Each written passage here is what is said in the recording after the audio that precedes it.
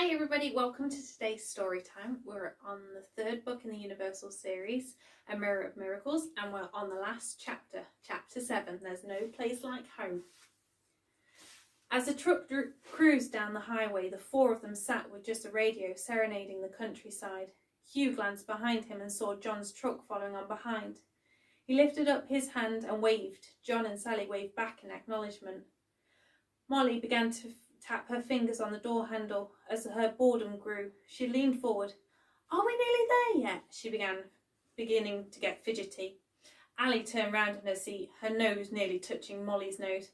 "No, we have got hours and hours and hours to go. And then when we have driven that, we still have another hour to go," Ali said, teasing her and reaching round and tickling her.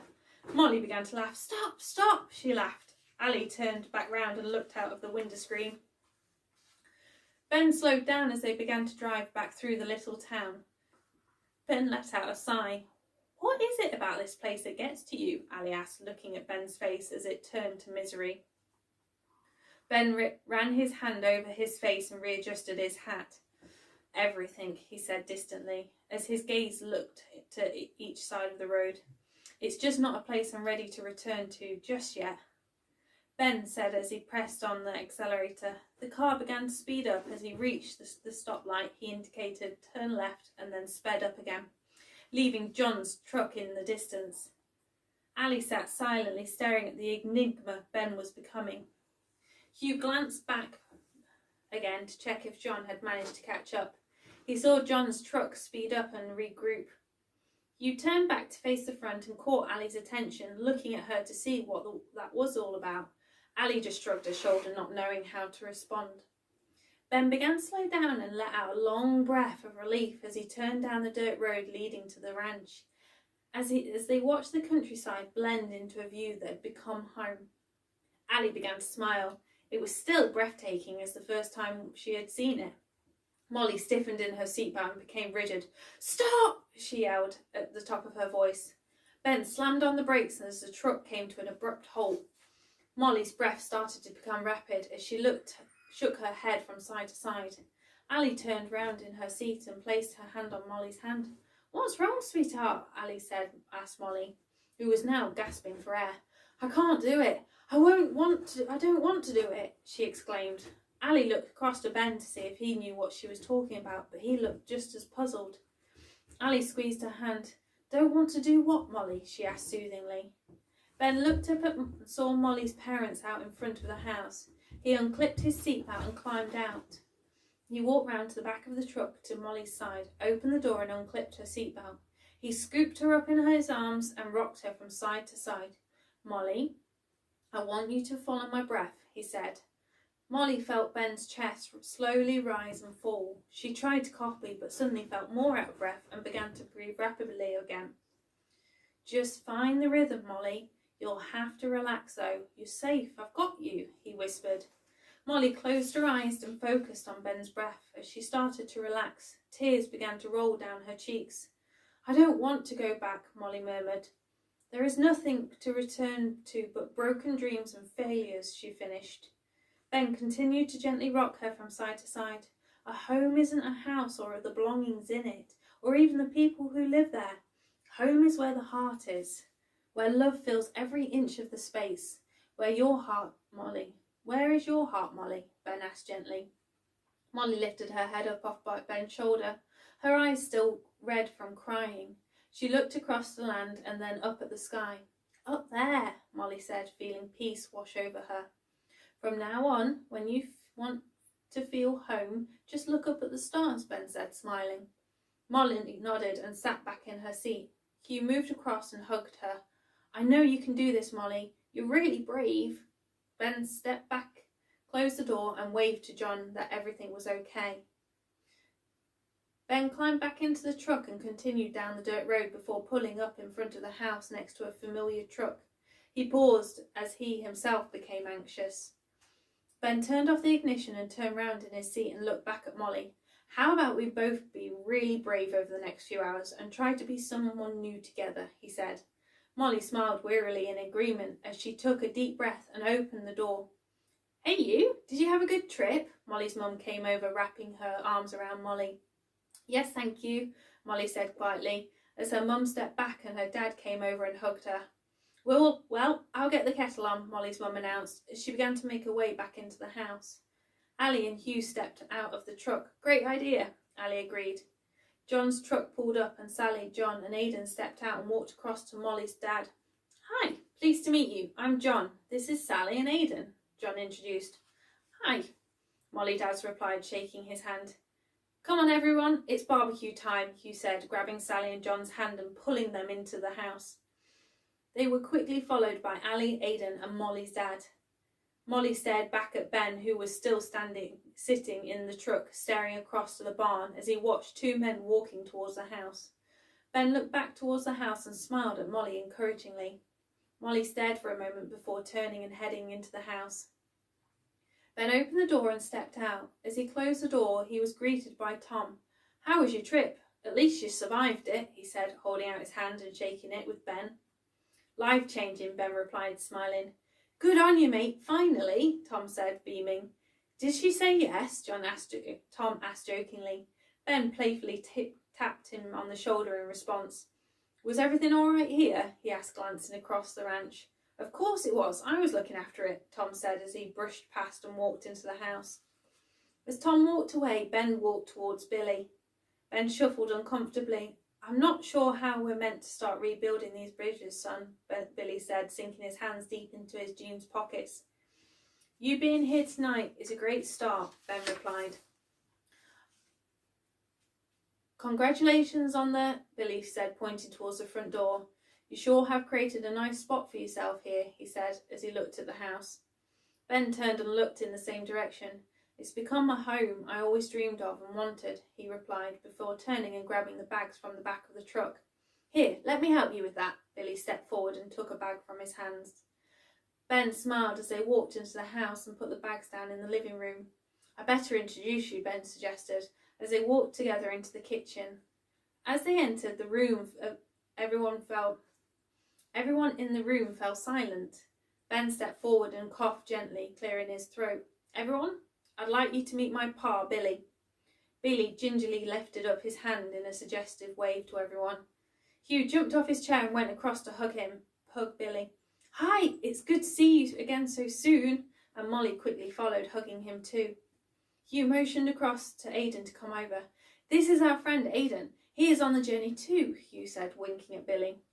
The trio. Now why does this look familiar? Billy said, looking across to Ben. Ben smirked. I'm going to light the barbecue, he said, making himself scarce. Hi, Molly's mum got up, walked across to Billy and shook his hand.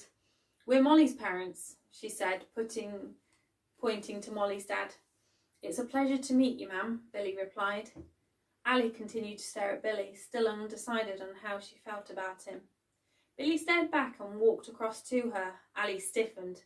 I think we got off on the wrong foot, Billy said as he stood next to her chair. Ali stared down, then slid her chair back and stood up. Billy glanced down at her finger, noticing his grandmother's ring. He took Ali's hand as he looked at the ring and smiled sweetly. He opened his arms wide, pulling her in close and hugging her tight. Welcome home and to the family, he whispered. Ali began to relax as she looked up and smiled. Thank you. I'm looking forward to this new chapter in my life, she said. Then her face turned to shock as she suddenly realised that she was still wearing the ring and plunged her left hand into her pocket. Oh, don't you try and hide it, Missy, Molly's mum began. You could spot that rock from a mile off. I was just waiting for you to tell me, Molly's mum said, placing her hands on her hips. Ali stepped away and across to Molly's mum. I didn't want to cause any problems, she said sheepishly. Don't be so daft. We're getting a divorce and we're both in agreement that it's the best course for our paths. But most of all, why can't a relationship end on a good note? Molly's mum protested. Ali hugged Molly's mum. It can and it should, Ali said. They heard Ben's footsteps walking across the living room. As he re-entered the kitchen, Molly's dad stood up. Congratulations, great news, he said, stepping across and patting Ben on the back. Ben stood looking confused and then looked across to Ali. Ali lifted up her left hand and wiggled her fingers. Oh, right, yes, Ben stuttered. It's about time, mate. You were driving us all crazy, never shutting up about it, Tom said. Good job I got this yesterday, just in case, he said as he walked across to the fridge, opened it and took out a bottle of champagne. Well, I think we should take this outside, Ben suggested, as he walked across to the kitchen cupboard and took out 6 glasses. Ali picked up 3 of them as Ben, Molly's parents and Tom walked across the living room and out onto the back porch. Billy stood in the kitchen looking at the trio. How's it all been going? He asked inquisitively. Hugh looked across to Molly and then Aidan. Terrible, Molly replied. We get a glimpse of it and then it disappears and we can't get it back. Billy stood quietly listening. We decided that Aidan was to practice seeing it, Hugh to think it and me to feel it, Molly continued. And it still didn't work, Hugh said in frustration. Billy grunted and then turned and walked out of the front door. He made his way to the back of his truck. Hugh and Aidan and Molly walked across the kitchen and watched out the kitchen window. Billy lifted something out from the back of his truck covered in a sheet and walked back towards the front door.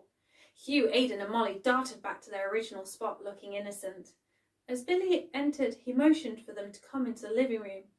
As he placed the object down on the couch and lifted off the sheet, Molly, Hugh and Aidan stared at the mirror. I don't get it, Aidan said, looking back at Billy. Molly stepped forward and put her finger against the mirror. It's the mirror of miracles, she said. Ben walked back into the living room and stopped suddenly in his track as he spotted the mirror, causing him to freeze. This mirror has helped our family to achieve success, love and happiness for generations, Billy said, crouching down. This is a mirror that Ben's grandpa stood him in front of and told him the same truth that I told you. The person you see is the person you'll be, Billy said carefully. Ben walked across the room. As he reached the mirror, he ran his fingers around the edge, as the memories of him as a little boy standing in front of it then came flooding back. All the wishes he made, tears shed and words spoken, as now he stood looking at the picture being reflected back to him with Hugh, Molly and Aidan by his side. Some journey, he muttered as he returned and looked back at Billy. Billy's eyes glistened as they began to fill with tears of pride. Ben turned back to look at Hugh, Molly and Aidan. My grandpa said to me when he first took me to this mirror, to truly believe is to have faith in something others can't see, as we are all on a journey remembering who we are meant to be, he said sincerely. Billy stepped forward. Sometimes when you are dreaming, you reach the place where you no longer need it to be part of your reality because the joy you feel just thinking about it is enough. All you were searching for was to feel happy. Billy placed his hand on Ben's shoulder and smiled. But I don't get why it isn't working, Hugh said, stepping up in front of Ben. What are you doing? Ben asked, crouching down. I'm using words and keep repeating them to myself, that I am a champion. Molly is feeling home and Aidan is seeing himself as confident. We're hoping that these things come true, that thoughts become things, Hugh said. Ben beamed with a smile. If I was to throw a baseball at this mirror, what would happen? Ben asked. It would crack and some pieces may even fall off, Aidan answered. I agree. Let's say that the baseball is a difficult time in our lives, Ben continued. Then you need to rebuild the mirror, putting the pieces back together one by one. Our tears that fall stick the broken pieces of ourselves back together that lay all around us on the floor. Then our love, hope and belief in ourselves, that greater part of ourselves, fills in and mends the crack until one day the picture is once again complete and whole, Ben said as he looked at each of them. Aidan walked across and stood looking at the mirror. The triangle, he responded. Ben nodded as he watched Aidan begin to find the answer. What is a thought? Aidan asked, looking at Ben and Billy. Now you're asking the right questions, Billy replied. A thought is a word, a feeling, and a picture, he continued. Molly suddenly looked up at Billy. We're meant to do all 3 together, not separately, she said. Ben stood up and stepped back, standing next to Billy. Keep going, he encouraged. If I speak about my home, feel the feeling of home, and see myself walking through the front door of my home, that's when it starts to come true, she continued, as she looked back at herself in the mirror. Correct. Most people try one but forget the other 2. But when all 3 are lined up and used, then miracles begin to happen, Ben said. Molly stayed quiet and continued to look at herself in the mirror as she truly thought about home. She felt a whirl of something spin around her. Ben looked across at Billy. she's got it. Billy nodded in agreement. I think it's time for this to come to you, Billy said, looking at Ben and then at the mirror. So you too can pass it down from father to son, he continued, pointing to Hugh. Ben hugged Billy tightly. Thank you, Pa, he said with delight. Hugh stepped up next as he thought about being a world champion, as he felt life pulsate around him and his fears and worry vanish. He turned round to look at Ben, beaming. I get it, he bounced around, hugging Molly. Aidan timidly stepped forward and looked at his reflection, but felt discomfort. I'll be back in a minute, he said, and disappeared into the bathroom. He turned on the tap and started wetting his hair. He quickly returned and stood back in front of the mirror. His smile began to grow as he lifted his chin, relaxed his shoulders and let out a sigh as he nodded to himself in approval. Hugh and Molly wrapped their arms around him in delight as they all realised the truth. May I? Ben asked, stepping forward and looking at himself in the mirror. Mirror, mirror on the wall, no longer shall you reflect the person I once was. As now I stand tall, seeing for the first time a truth like never before. As the veil is lifted between the worlds, and I see there in the reflection the person I was and am in the dream world. Billy started to speak the words with Ben. As the light inside my heart begins to shine, illuminating every part of my life, as now I find the person in my dreams is standing there staring back at me. Ben stared intensely at his reflection. There before his eyes he saw himself transform into the man he dreamed to be each day. You're going to have to teach me that, Molly said in awe. You need to set the space for transformation to take place, Ben said, making his way into the kitchen. Billy followed Ben as he entered the kitchen and leaned on his elbows on the back of the kitchen chair. Well, that scene sure did look familiar, Billy remarked. Ben lifted the meat out of the fridge and placed it on the worktop. Who would have known that it would all come back round full circle, Ben said, looking with disbelief. Billy smiled as they said in unison, Grandpa, as they both started to laugh. Billy moved across, picked up some of the meat and followed Ben as they walked across the living room. Come on, you three, you can come back to that later, Ben instructed. They all made their way out of the patio doors to where John was busy at the barbecue. Ben and Billy put the meat down and sat down at the table. So, Billy, can you tell us stories about Ben? Because he never tells us anything about himself, Hugh said, resting his arms on the table. Come on, Monkey, just let Billy settle in first before you start your interrogation, Ali instructed. Actually, I agree with Hugh, Molly seconded. Molly's mum looked across disapprovingly. Billy leaned back in his chair and laid his foot on his knee. Oh, don't worry, I don't mind, Billy said, getting comfy. Ben began to look worried. Well, there was this one time when Ben was little and he was riding a little black pony, and that pony had the measure of him. I had tried to tell Ben to get control of those feet, but those feet walked him straight into trouble. But he was having none of it, Billy said, chuckling at Ben.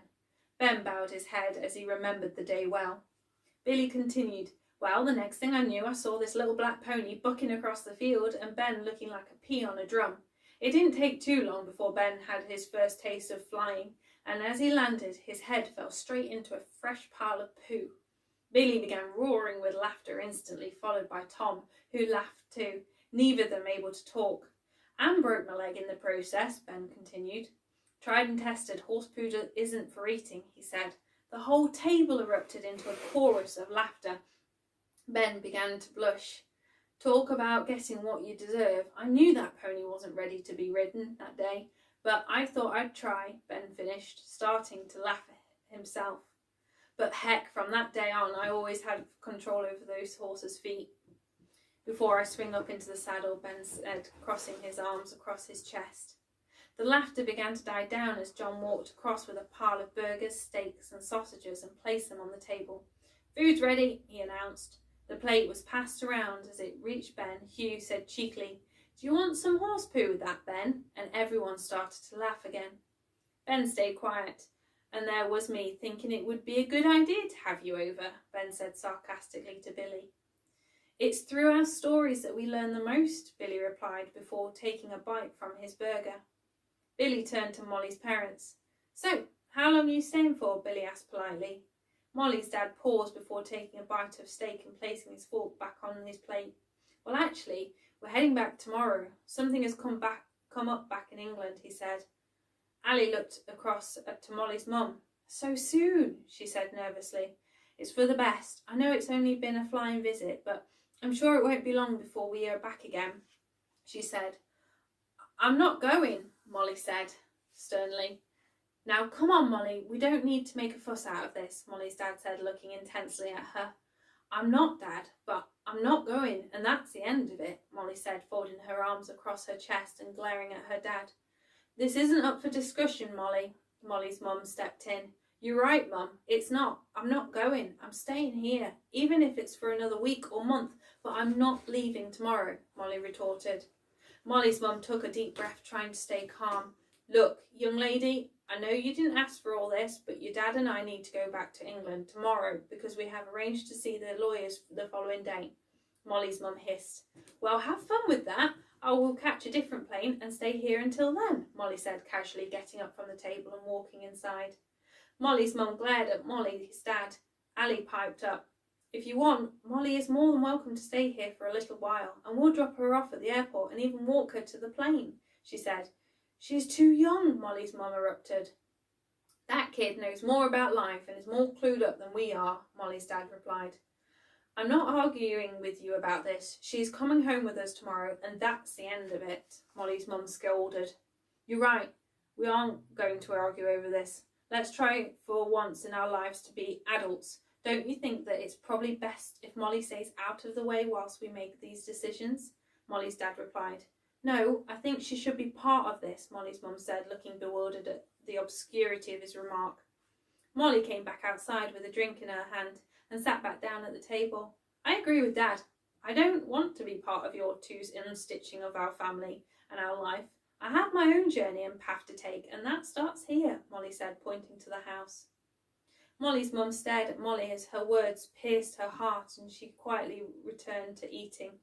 Ben, Sally, John, Hugh, Tom and Aidan sat quietly as a storm of emotions whirled around the table. An eerie stillness descended as everyone remained uncomfortably quiet. As Molly's mum lifted a fork full of food to her mouth, she looked over and saw a white feather lying on her plate. She paused, picking it up, and glanced up at the empty sky. Molly looked across. See, even Nana O thinks I should stay here, she said. Molly's mum was just about to share her thoughts of how bogus she thought that was, but remained quiet as she realised that was the only hope Molly had at the moment. Molly's dad took hold of Molly's mum's hand and squeezed it gently. I think Molly should get to choose. At least then we know where she is, he said, as he remembered the day Molly ran off from school to Nana O's cottage. We'll take good care of her and make sure she gets back to you safe, Ben said as he looked sympathetically across to them. You can get back on a plane at any point, Ali added. This is really what you want, to stay here? Molly's mum asked one final time. Molly nodded as she looked across the pasture and the mountain in the background. Yes, I feel like I have come home, she whispered. Molly's mum began to cry as she got up from the table and quickly made her way inside, followed by Ali. Honey, you know you'll always have a home with us, Molly's dad replied, trying to hold back his tears. I know, Dad, she said, getting off her chair, climbing onto his knee and wrapping her arms around his neck. But here is the place that I call home, Molly replied with relief as the words she spoke finally aligned with her true thoughts. Okay then, Molly's dad squeezed her tight. Tom looked at the empty wine bottle on the table. How about I get us another one, he said, finding an excuse to step away from the drama. Ben looked up. That sounds a good idea, he said encouragingly. Tom walked into the kitchen where he found Ali and Molly's mum deep in discussion, sitting at the table with a cup of tea. He quietly lifted a bottle off the wine rack, trying to stay unnoticed, and escaped back into the living room. As he walked past the couch, he looked down and saw the mirror. Stopping in his tracks, he slowly made his way round the back of the couch and stared at the mirror. You son of a gun, where did you come from? He said, shocked. He began to walk back to the table outside, flooded with memories. He stepped out through the patio doors and paused, pointing back at the living room as he stared at Billy and Ben. Well, that's a blast from the past, he said, still in disbelief. Ben turned round. Sure is. Do you remember when we used to spend each morning in front of that mirror? Ben reminisced. Sure do. Boy, that thing turned our life round, Tom said, sitting back down in his chair and placing the bottle of wine on the table. What did you use it for? Aidan asked curiously. Tom looked up at the sky. Well, when we were young lads and we used to go out competing at the rodeos and we sucked big style. Our names always sat at the bottom of the table. One year we even got a prize for always being last. Back then we were complete failures, Tom said as he recalled the past. And then Billy took us to see Grandpa, as we all knew him. And his grandpa took us into his office where all his trophies, buckles and checks lined the walls. Ben and I sat there crying our hearts out, and we had just returned from another epic disaster at the rodeo, Tom said, as he looked down at his hands as the feeling of despair returned. That's when Grandpa took us to the mirror and told us, who you see is who you'll be. Start to see a winner and you'll start to be a winner. Just practice your new story every day like you're auditioning to play the lead role in a movie of your life, Tom said. Well, Ben and I went to the mirror every morning, seeing, speaking and feeling like winners. And what seemed like forever at the time, but was actually within a season, little by little things started to change. We got a win at our next rodeo, Tom said proudly. Then we lost the next 5, Ben interrupted. But we didn't let that distract us from our new story of who we wanted to be, Tom interjected. And within a few more rodeos, we were starting to get more wins than failures until we reached the championships, Tom continued. Wow, so within a season you won the championships, Hugh exclaimed. Not quite. That year we came last at the championships. I guess a part of us was still playing out the old story, but like Tom said, it didn't distract us. We continued to stand in front of the mirror, truly thinking who we were meant to be winners. Then, the following year, we had straight wins. Every rodeo we went to, we won, including the championships, Ben said, as he reached and started to pour out the wine. And you practically lived with us that entire year, Billy added, looking at Tom. We earned our keep, and Grandpa made the most of having 2 young lads around to help him with the ranch, Tom replied. That's true, Billy agreed. Hugh sat back in amazement. It is possible, isn't it? He said. Ben nodded. A miracle is when something extraordinary happens anyway. And that's how it got its name, the miracle mirror. Ben said. I'll drink to that, Tom said, lifting up his glass. They all raised their glasses and said cheers as the glasses chimed together. Molly's mum and Ali returned and sat back down at the table. Molly got up and walked across, hugging her mum. It doesn't mean I don't love you, she said. Molly's mum pulled her up onto her lap. I know, it's just a lot of change in what feels like a short space of time, and I'm just readjusting to it, she said, hugging Molly. I'm going to have to excuse myself. It's been a long day, Molly's mum said, lifting Molly back onto her chair as she stood up. And we still need to pack, Molly's mum said, looking at Molly's dad. Molly's dad stood up and put down his glass. We'll say good night. It was a pleasure to meet you, Billy, Molly's dad said, holding out his hand. Hope to see you again soon, Billy replied, standing up and shaking his hand. Definitely, Molly's dad replied, before they headed inside and upstairs to pack. Well, I'd better be heading off too. I still got things to finish at the ranch, Billy announced. Ben stood up and moved across and hugged Billy. Thanks for coming over. You're welcome any time, Ben said. I love you, son, Billy said, patting Ben on the back. Love you too, Pa, Ben replied.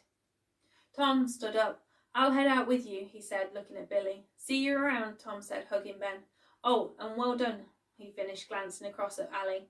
Ben smiled gleefully as he playfully pushed Tom through the door, followed by Billy. What an evening, Sally said, as she picked up the bottle of wine. John quickly took it back out of her hand. We had better be setting off as well, he said, looking prudently at Sally. Right. Well then, let me help you clear up, Sally said, as she started to collect the plates. Don't worry about that. We'll leave them on the side and sort them out in the morning. I'm beat, Ali said, as she yawned. They all got up from the table and carried the plates and dishes into the kitchen. They saw Tom and Billy pull off in their trucks and head off down the dirt road. As they placed the dishes on the side, Sally turned to Ali. We look forward to receiving our invite, she said excitedly, hugging her. We'll be seeing you before then, that's for sure, Ali insisted. Any time you want to head over, the door's always open, John said as he hugged Ben. Molly and Aidan and Hugh walked into the living room and took one final glance in the mirror. Hugh placed an arm on each of their shoulders. As they stood there looking at their reflection, nothing needed to be said, as the picture of their reflection said it all. Come on, you, Sally said, poised at the front door. Aidan hugged Hugh and Molly. See you again soon, he said, before following Sally and John out of the front door. Ali followed behind, and as she, Hugh and Molly stood in the doorway, they waved and watched John's truck travel up the dirt road. Ali stepped back into the house. Right, you two, time to hit the apples and pears and scoot up those stairs, she said. Molly and Hugh giggled as they ran across the living room and up the stairs to get ready for bed. Ben stood in the kitchen staring confused at Ali. The apples and pears? He asked, bewildered, and started to giggle. It's an English saying, she said, brushing over the remark. I'll see you up there, Ali said before following on behind as she headed up the stairs. As she reached the landing, she was greeted by Hugh coming out of the bathroom in his PJs. Ali walked into Hugh's bedroom. As he climbed into his bed, she pulled up his duvet. She looked up at his vision wall. We have come a long way since that first day, monkey. I'm so proud of you, Ali said, kissing him goodnight. Ben appeared at the door and sat down on the bed beside Ali. Thanks for all your help today, champ, Ben said warmly. Can I show you something? Hugh said, climbing from under his duvet. As he faced his vision wall, he slowly unstuck a poster, and there underneath was a collection of pictures of a wedding, and in the centre the photo of Ben, Ali and Hugh at the country fair and rodeo where they first met. Ali's mouth fell wide open. Ben began to laugh. I should have known you'd have something to do with this, Ali exclaimed, as she then turned round to Ben. Ben held up his hands in protest. I knew nothing, I promise. Hugh plonked down on his bed as Ali reached across and began to tickle him. Stop, Mum, stop, he bellowed. Ali gave him one final kiss. You are sneaky. I'm going to have to keep an eye on you, she said, pointing at him, as she got up and walked out of the room. Ben shuffled across. You are a true champion. Thanks for your help, he said, looking up at the vision wall. Love you, Hugh said. Love you to the stars and back, Ben said, hugging him tight, before getting up and walking back out onto the landing and closing the door behind him. He found Ali giving Molly a kiss goodnight. Ben walked towards Molly. Good night, Miracle Molly, he said. Night, Molly said, as she skipped into her room and closed the door. I'll meet you in there, Ali said, motioning towards the bedroom. Ali said, as she looked towards where Molly's parents were. Ben smiled as he tucked a piece of Ali's hair behind her ear and made his way into the bedroom. Ali stepped across and lightly knocked on the door. It's only me, Ali whispered. Come in, Ali heard Molly's mum reply. Ali walked into the bedroom. I just wanted to check you had everything, as she watched Molly's dad close the suitcase, then perch on the bed. Yes, thanks. Are you sure you're all right with this? He asked, concerned. Absolutely. It will keep Hugh out of mischief, Ali remarked. Well, I'm not sure about that, Molly's mum said doubtfully. I'll run you to the airport. What time is your flight? Ali asked. Gates open at 7 a.m, Molly's dad said, glancing at the tickets on the bedside table. Okay, perfect. We'll get you there in plenty of time. Good night, Ali said as she walked back out onto the landing and closed the door behind her, hearing Molly's parents' voices in the background. As she walked to her bedroom, Ali began to hum her favourite tune. She changed into her PJs and slipped under the duvet. Letting out a large sigh, her body relaxed and she melted into the bed. She felt the bed hugging her back, then the ensuite door opened as Ben appeared. He walked across, climbed into bed next to her and wrapped his arms around her. He kissed her on the cheek. Night-night, missus, he said. Ali smiled as her eyes became heavy and she drifted off to sleep. Ali's eyes shot open as the chime of her alarm rang in her ears. She groggily opened her eyes and looked at the time. 3 o'clock. I didn't know there was one of these in the morning, she sighed as she peeled back the duvet. She manoeuvred her way through the dark, scooped up her clothes and walked across to the bathroom. She glanced back at Ben, who was still fast asleep. Ali quickly got dressed and tiptoed out of the bathroom. She headed out of the bedroom and onto the landing where Molly's dad was just leaving his bedroom with a suitcase in each hand. "Morning," he whispered. "Morning is at 7 a.m, Ali said sarcastically. As they made their way down the stairs, Molly's dad placed the suitcases by the front door and headed into the kitchen. Molly's mum was placing 3 fresh cups of tea on the table. "Oh, you're an angel," Ali said, picking up and nursing the warm cup of tea. "Is Molly coming with us?" Ali asked as she took a sip of tea.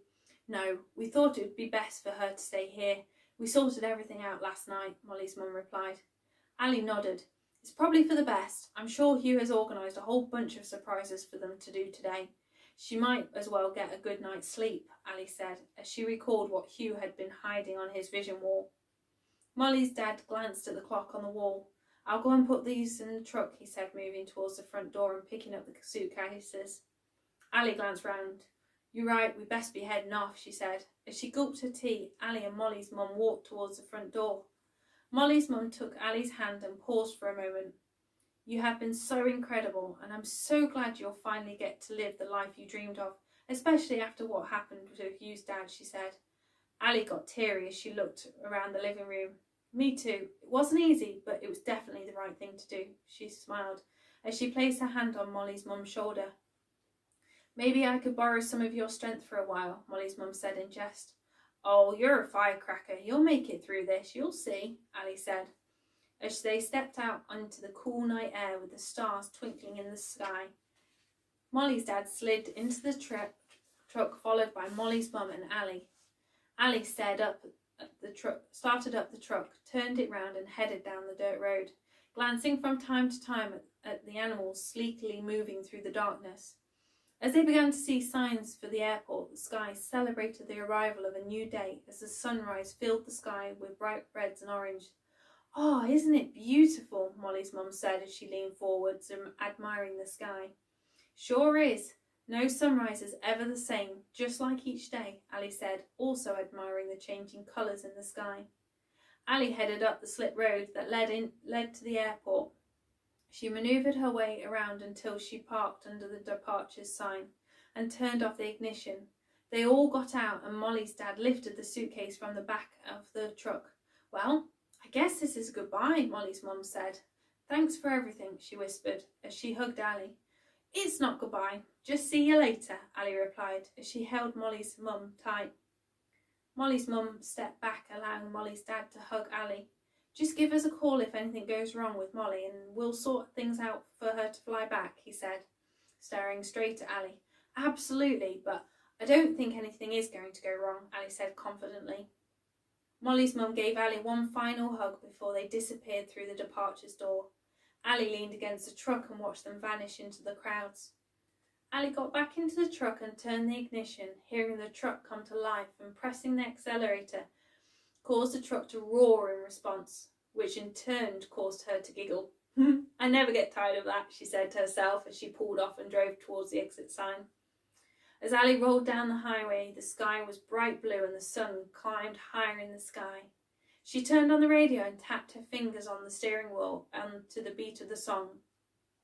Ali became lost in thought at the endless possibilities that lay ahead and of things that may be just around the corner. "Oh no," Ali thought as she remembered she still needed to make the phone call to tell her mother the wedding news. She turned off the highway and drove towards the dirt road. "Just do it, Ali," she instructed herself. She pressed the car phone and typed in the number. Then the phone's ring echoed around the truck. Don't pick up, Ali muttered to herself. Then she heard the beep. "Please leave a message after the tone. If you would like to re-record your message at any point, please press the hash key." Ali started speaking. "Hi Mum, just a quick call to say Hugh's great. Molly and Co came over. Molly is now living with us for a few weeks as Molly's parents are getting a divorce and are just on their way back to England. Oh, and I'm getting married. Bye." Ali quickly ended the phone call and let out a sigh of relief. Ali turned down the dirt road as she looked around her. "Home," she said sweetly to herself, as she continued along and saw the horses grazing in the pasture with the mountain bold and strong in the background. Ali pulled up in front of the house, turned off the ignition and stepped out of the truck. She slowly made her way to the front door and let out a yawn as she stepped through into the house. Her nose was filled with the smell of pancakes and her stomach rumbled with delight. Ali walked into the kitchen to find Ben sitting at the table with his coffee, whilst Hugh and Molly whirled around making pancakes. "Hey, Mum, you're just in time," Hugh said, placing the stack of pancakes in the centre of the table. Ali slid into one of the chairs as her stomach rumbled again more loudly. Ali reached across, placed a pancake on her plate, poured the maple syrup on top and quickly ate it, as Molly and Hugh came to sit down too. Ali reached for another pancake. "Hungry, Mum, by any chance?" Hugh said, raising his eyebrows. "Hey, I have already been up for hours," Ali protested, as she took another bite. "Did they get off all right?" Ben inquired. Ali nodded with her mouth full of food, and then glanced across at Molly, who was sitting smiling. Ali looked up at Ben for answers. "So, what are you two up to today?" Ben asked, as he drowned his pancake in maple syrup, rolled it up and put it in his mouth. "Can we take Firefly and Red Rock up to the place you took me?" Hugh asked. Ben placed his fork down as he leaned back, stretching his stomach in satisfaction. "Sure. You know what I think? That would be a great idea," Ben replied, as he remembered Hugh's first few days at the ranch and taking him up there. "Brilliant," Hugh said, shoving the last piece of pancake in his mouth and placing the plate in the dishwasher. Molly quickly followed. "Here you go. You can borrow these," Hugh said, thrusting a pair of boots at Molly again. "Just hold on a minute," Ben said, getting up from the table. Hugh looked across inquisitively. "We might as well keep up tradition," Ben said, disappearing into his office and returning with 2 bags. Hugh slid his boots, coat and cowboy hat on, beaming as he walked over to sit down on Ali's knee as they watched. Molly looked across at him for guidance. Ben placed the bags on the table. "You see, Miss Molly, Hugh started a bit of a tradition around here," Ben began, as he took out a pair of cowgirl boots and held them in front of Molly. He then took out a belt and buckle with flowers and a horse's head on it and placed it on the table whilst Molly slipped on her boots. Then finally Ben placed a cowgirl hat on Molly's head while she threaded the belt through the loop of her jeans. Molly stood up tall, glowing with happiness. "How do I look?" she said as she paraded around the kitchen. "Like someone who's ready to do some work around here," Ben said, looping his thumbs in his jeans pockets. Molly froze and groaned. "Come on, Molly, quick, let's go and ride," Hugh said, grabbing her hand and pulling her out the front door. Ali and Ben watched them run across to the barn. "When did you get those?" Ali asked as she got up to load up the dishwasher. "Oh, I texted Tom whilst we were in Yellowstone to ask him to pick them up when he passed the store. I had a feeling we'd be needing them," Ben said, looking back across towards the barn. Ali paused and looked at Ben. "What do you know that I don't?" Ali asked curiously. Ben glanced across at her. "It's just a feeling," Ben said distantly before walking towards his office. Ali watched him disappear into the office and then looked back at the barn. "What is around the next corner?" she muttered cautiously. Hugh walked into the tack room, lifted a saddle off the rack and handed it to Molly. "Here, you can use this one," he said, as Molly scooped her hands underneath the saddle. "This is heavy," she said, as her arms instantly began to ache. Hugh lifted off another saddle and began to make his way out of the tack room. "You'll get used to it," he said, as Molly followed behind. She copied Hugh and placed the saddle on a rack outside the stable. Hugh slid the bolt across and on Red Rock's stable and walked inside. "Come on," Hugh motioned. "She's really gentle," he said. Molly tentatively stepped in and stood next to Hugh. She reached up and ran her fingers along Red Rock's fur. "It's so soft," she said, smiling at Hugh. Hugh walked out of the stable and returned with the saddle. As he lifted it into the stable, Ben appeared at the stable door. "Let me give you a hand with that." Ben stepped in and swung the saddle up. Hugh went round to the other side and let down the cinch as Ben reached and cinched up. "Do you want to go and get the bridles whilst I put Firefly's saddle on?" Ben asked as he left the stable and moved next door. Molly continued to run her fingers along Red Rock's shoulder, feeling the warmth beneath her fingers. Hugh returned holding a bridle. He gently asked Red Rock to lower her head and he slipped on the bridle. He led Red Rock out into the alley. "Here you go," Hugh said, handing the reins over to Molly. "What am I supposed to do with these?" Molly asked. Ben walked out of Firefly's stable and came across to Molly, scooping her up and placing her in the saddle. Hugh headed over to Firefly to bridle her. Left, right, stop, back, Ben said as he placed the reins in Molly's hands and moved them around. Okay, I think I've got it, Molly said, staring intently as she practiced moving her hands from side to side. Hugh brought Firefly out and walked across to the hay bales. As he climbed into the saddle, could you open the gate for us? Hugh asked as he motioned for Firefly to walk forwards. Red Rock began to follow as Molly quickly grabbed onto the saddle horn. Ben walked by her side. You're all right up there? He asked, watching her knuckles go white.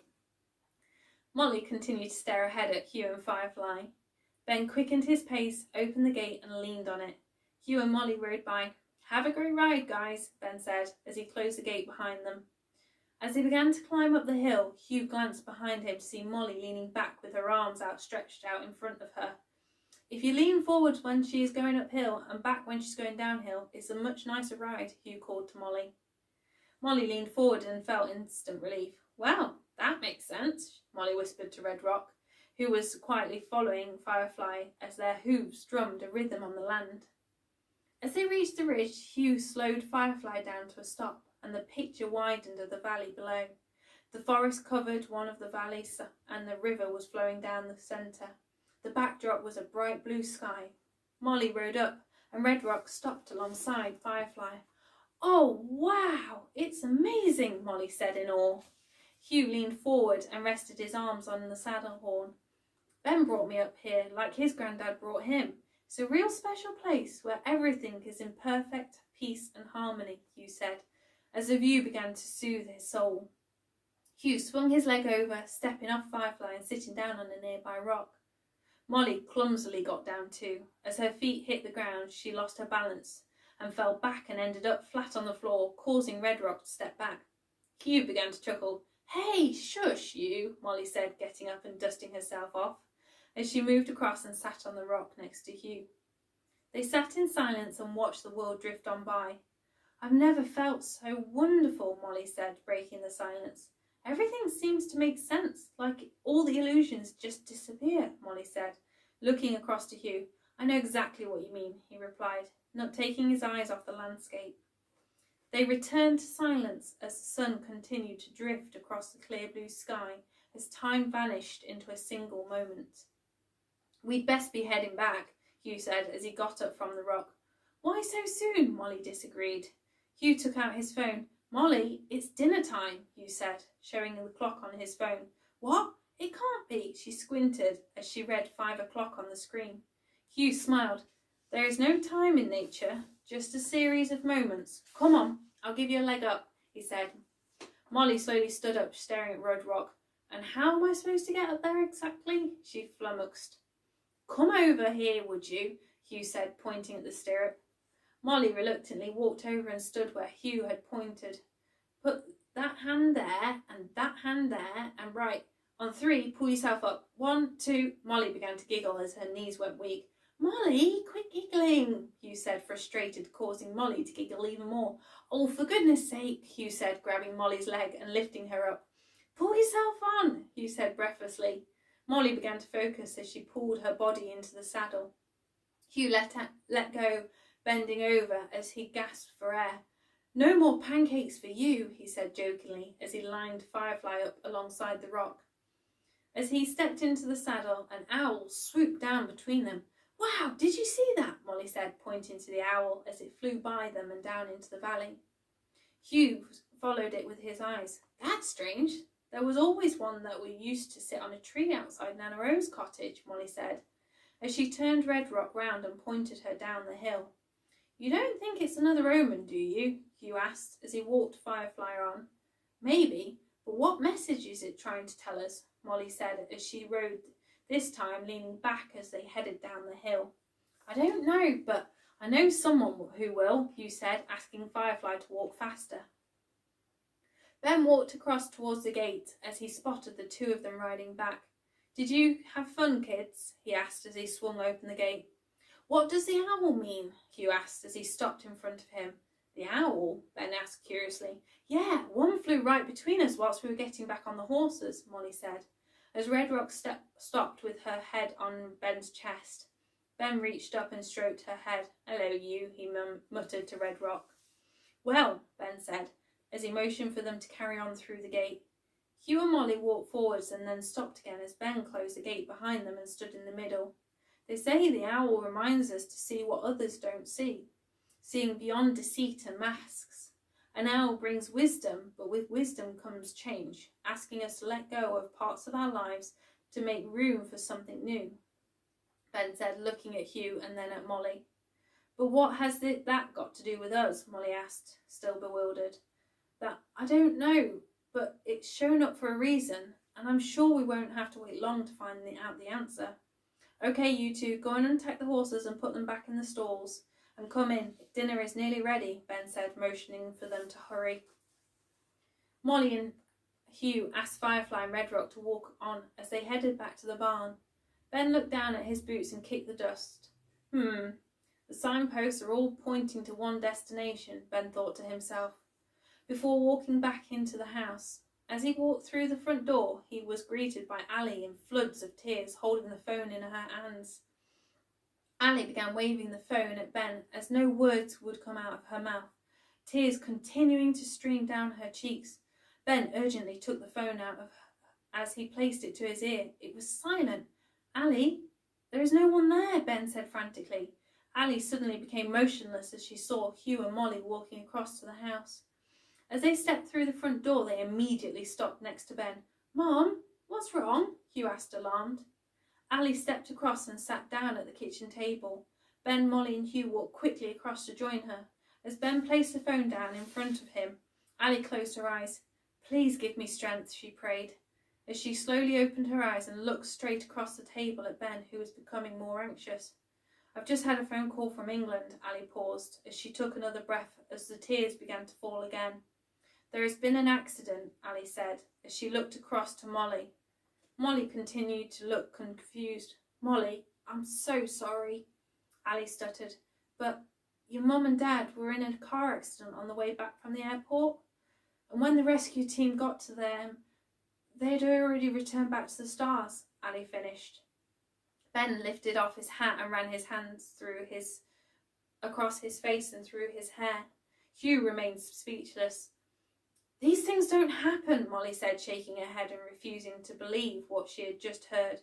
She stood up. No, it can't be true," Molly said, staring sternly at Allie.